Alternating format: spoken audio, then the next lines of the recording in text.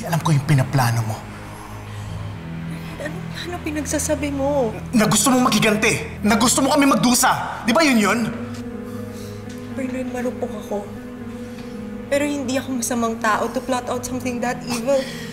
Bernard, alam kong pwedeng may madamay na inosenteng bata. Hindi ako ganong tao. Lahat ng yan salita lang yan eh. I'm not a monster. Nagkataon lang na na-inlove ako sa maling lalaki. Malambot pa rin ang puso ko para sa'yo, Bernard. And I'll never do anything to hurt you. Hindi kagaya ni Angela. Nagmamatigas pa rin siya sa'yo, di ba? To think may anak kayo. Bernard, kung tayo ba magkaanak, would you consider being with us? Siguro, Chloe, siguraduhin muna ako yung ama. Mamaya kung sino-sino namang may asawang patulan mo!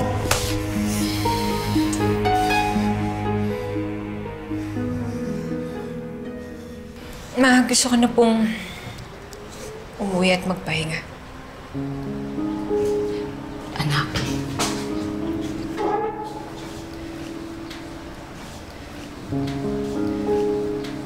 Anak, I'm so sorry. I'm sorry for causing you stress. Pero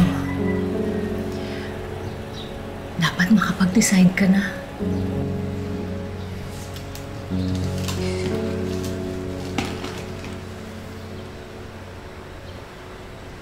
Anak, alam kong magastos ang annulment, pero don't worry.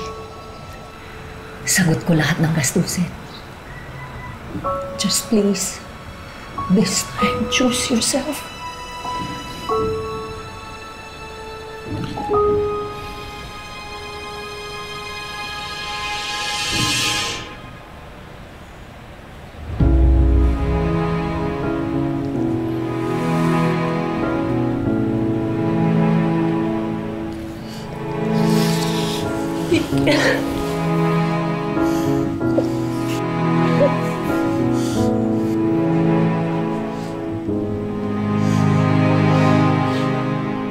I'm so sorry.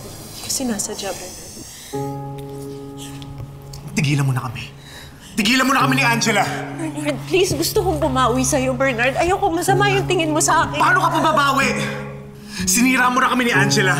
Pati yung pagkakaibigan ninyo, sinira mo na! So wala na akong ibang maisip pa, kundi galit basta galing sa'yo!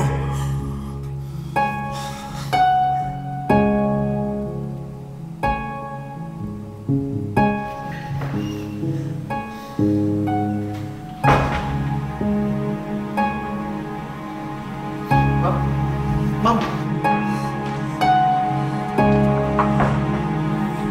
Ma'am, okay lang po ba kayo?